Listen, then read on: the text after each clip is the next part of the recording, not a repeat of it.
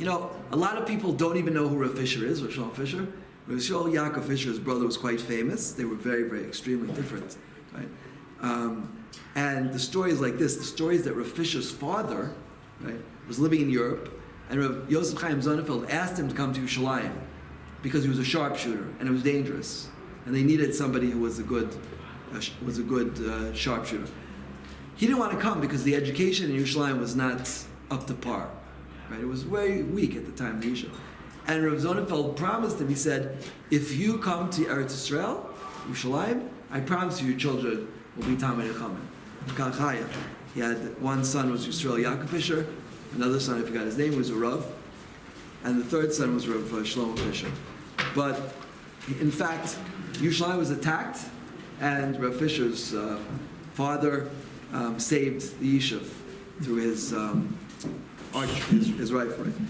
In any event, we're talking about the incredible humility of Rav Fisher, and there was a Talmud Rav Fisher had. He's quite famous by now. His name is Rav Aryeh Ozer. I think he learned a lot about a Rebbe from the Talmud. I was in America, and someone told me, he said, the last years of his life, Reb Revda, every shir he went, I think, and then after his niftar, I didn't know what to do. He said, I found the only person who speaks like a Revda is you. So he said, I started watching my shir. I took that as a great compliment. You could learn a lot about a Rebbe from the Talmud, what the Talmidim take from the Rebbe. And Rav Aryeh, the story goes, he was he was sitting just in a shul, learning every day by himself. Nobody even knew who he was. They didn't know his name, just sitting in the corner learning. And one day there was somebody, I think, who broke his leg. And they made a minyan in the house for him. And the balabais wanted some to bring Torah between Mincha and Mariv. So no one would speak, so they let Rav Aryeh speak. And he starts to speak, and everybody was completely blown away. Who is this guy?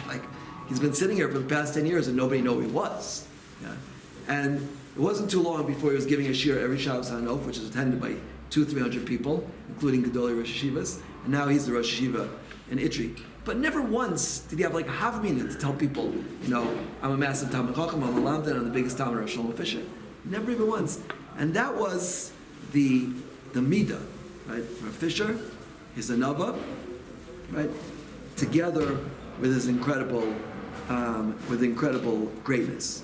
And this is something that we really, especially in this generation, right? Especially in this generation, Chazal tell us that before Mashiach comes, a number of things which will be nogea, things that will happen. It's Mishnah at the end of Sota. And if you look at that list, most of them have to do with chutzpah, right? Most of them have chutzpah. And the opposite of chutzpah is the opposite of kavod, right? Chutzpah is the opposite.